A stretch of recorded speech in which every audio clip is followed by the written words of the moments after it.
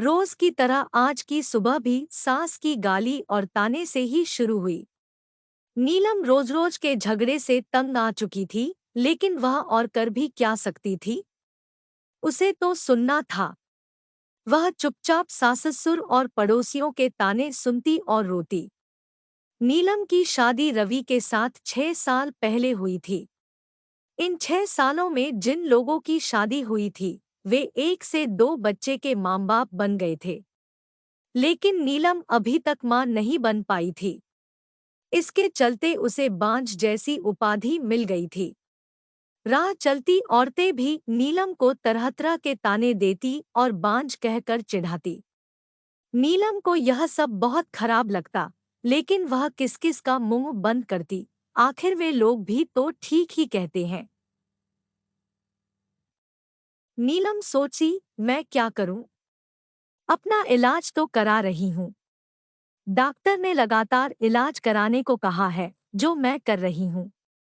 लेकिन जो मेरे वश में नहीं है, उसे मैं कैसे कर सकती हूँ? एक दिन पड़ोस का एक बच्चा खेलते खेलते नीलम के घर आ गया।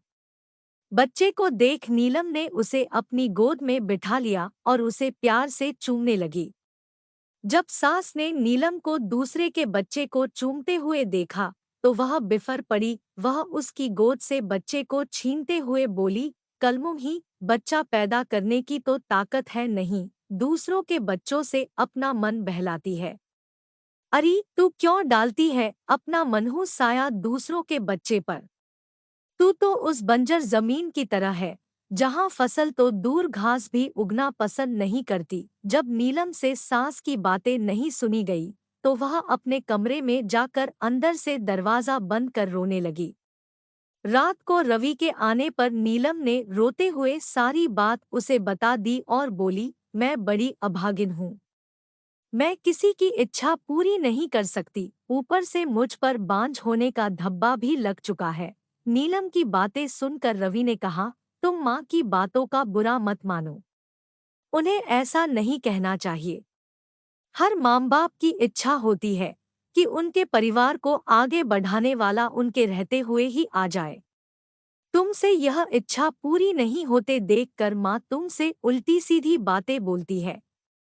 तुम चिंता मत करो, तुम्हारा इलाज चल रहा है। तुम जरूर माँ बनोगी। नीलम बोली, मेरी एक सहेली थी, वह भी बहुत दिनों बाद माँ बनी थी। माँ बनने में देर होते देखकर जब उसने अपना इलाज कराया, तो जांच में उसमें कोई कमी नहीं पाई गई। कमी उसके पति में थी। जब उसके पति ने इलाज कराया, तभी वह माँ बन सकी। हो सकता है उसी की तरह आप में भी कोई कमी हो, इसलिए मैं चाहती हूँ कि आप भी एक बार अपना इलाज करा लेते। नीलम की बात सुनकर रवि भड़क उठा, मुझ में भला क्या कमी हो सकती है? मैं तो बिल्कुल ठीक हूँ। मुझ में कोई कमी नहीं है। मेरी चिंता छोड़ो, तुम अपना अच्छी तरह इलाज कराओ। मैं मानती हूँ कि आप में कोई कमी नहीं है, लेकिन तसल्ली की खातिर नीलम ने सलाह देने के ख्याल से ऐसा कहा। लेकिन रवि ने उसकी बात को बीच में ही काट दिया, नहीं नीलम, तसल्ली वगैरह कुछ नहीं।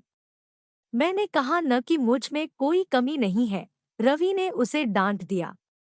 पति के भड़के मिजाज को देख नीलम ने चुप रहना ही उचित समझा। शहर के बड़े से बड़े डॉक्टर से उसका इलाज हुआ, फिर भी उसकी कोख सूनी ही रही।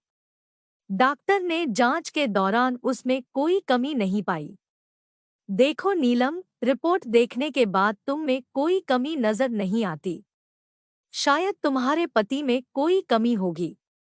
तुम एक बार उसे भी इलाज कराने की सलाह दो, डॉक्टर ने उसे समझाया। अब नीलम को पूरा भरोसा हो गया था कि उसमें कोई कमी नहीं है। माँ बनने के लिए कमी उसके पति में ही है, लेकिन उसे कौन समझाए? उसे रवि के गुस्से से भी डर लगता था।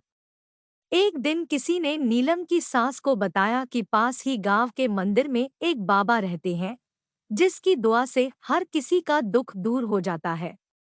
सास ने यह बात अपने बेटे रवि को बता दी और नीलम को बाबा के पास भेजने को कहा। रात को रवि ने नीलम से कहा, कल तुम मंदिर चली जाना। ठीक है, मैं चली जाऊंगी, लेकिन मैं डॉक्टर के पास गई थी। डॉक्टर ने मुझ में कोई कमी नहीं बताई। इसलिए मैं चाहती हूँ कि आप भी एक बार अपना डरते डरते नीलम कह रही थी, लेकिन रवि ने उसकी बात को अनसुना कर दिया। नीलम, मैं कहीं नहीं जाऊंगा। तुम कल मंदिर में बाबा के पास चली जाना, ऐसा कहकर रवि सो गया। नीलम ने भी अपने माथे पर लगा बांझपन का धब्बा मिटाने के लिए बाबा के पास जाकर उनसे दुआ लेने की सोच ली। दूसरे दिन सवेरे नहा धोकर वह बाबा के पास चली गई। मंदिर में लगी भीड़ को देखकर उसे भरोसा हो गया कि वह भी बाबा की दुआ पाकर मां बन सकती है। नीलम बाबा के पैरों पर गिर पड़ी और कहने लगी, बाबा, मेरा दुख दूर करें। मैं 6 साल से बच्चे का मुंह देखने के लिए तड़प रही हूँ। उठो बेटी, निराश मत हो, तुम्हें औलाद का सुख जरूर मिलेगा। लेकिन इसके लिए तुम्हें माहवारी होने के बाद यहाँ 4 दिनों तक रहकर लगातार पूजा करनी होगी। ठीक है बाबा, मैं जरूर आऊंगी। नीलम खुशी से घर गई। घर आकर उसने सारी बातें अपने पति को बताईं। मैं कहता था न कि जो काम दवा नहीं कर सकती, कभी कभी दुआ से हो जाती है। बाबा की दुआ पाकर अब तुम जरूर मां बनोगी, ऐसा मुझे भरोसा है। तुम ठीक समय पर बाबा के पास चली जाना, रवि ने खुश होते हुए कहा। नीलम अब बेसब्री से माहवारी होने का इंतजार करने लगी। कुछ दिन बाद उसे माहवारी हो गई। माहवारी पूरी होने के बाद नीलम फिर बाबा के पास गई। उसे देखते ही बाबा ने कहा, बेटी, जैसा कि मैंने तुम्हें पहले भी कहा था कि यहीं रहकर 4 दिनों तक लगातार पूजा करनी पड़ेगी, तभी तुम मां बन सकोगी। जी बाबा, मैं रहने के लिए तैयार हूँ, नीलम ने कहा।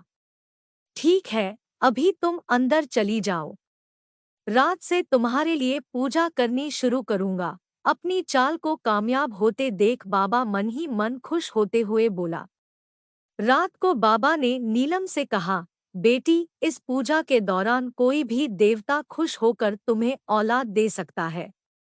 इसके लिए तुम्हें सब कुछ चुपचाप सहन करना पड़ेगा, नहीं तो तुम कभी मां नहीं बन पाओगी। जी बाबा, मैं सब कुछ करने को तैयार हूँ। बस मुझे औलाद हो जानी चाहिए। नीलम के इतना कहने के बाद बाबा उसे एक कोठरी में ले गए, जहाँ हवन कुंड बना हुआ था। उसमें आग जल रही थी। बाबा ने उसे वहीं पर बिठा दिया और वह भी बैठकर जाप करने लगा। कुछ देर तक जाप करने के बाद बाबा ने कहा, नीलम, देवता मुझ में समा चुके हैं। वह तुम्हें औलाद का सुख देना चाहते हैं। इसलिए तुम चुपचाप अपने बदन के सारे कपड़े उतार दो और औलाद पाने के लिए मेरे पास आ जाओ। वह तुम्हें दुआ देना चाहते हैं। नीलम ने यह सोचकर कि बाबा में देवता समा चुके हैं और देवता जो भी करते हैं गलत नहीं करते, इसलिए उसने अपने बदन के सारे कपड़े उतार दिए। बाबा उसके अंगों से खेलने लगा और उसे दुआ देने के नाम पर उसकी इज्जत पर डाका डाल दिया। 4 दिनों तक लगातार बाबा ने इस पूजा के बहाने नीलम से जिस्मानी संबंध बनाए। 5वें दिन बाबा ने कहा, नीलम बेटी, हमारी दुआ कबूल हो गई। पूजा भी पूरी हो गई। अब तुम जरूर मां बनोगी। तुम घर जा सकती हो। बाबा की दुआ लेकर वह खुशी खुशी घर लौट आई। 9 महीने बाद नीलम मां बन गई। उसे बाबा की दुआ लग गई थी। उसके माथे से बांझपन का धब्बा मिट चुका था। घर के सारे लोग बहुत खुश थे। रवि को अब पूरा यकीन हो गया था कि उसमें भी बाप बनने की ताकत है, लेकिन सच्चाई से सभी अनजान थे।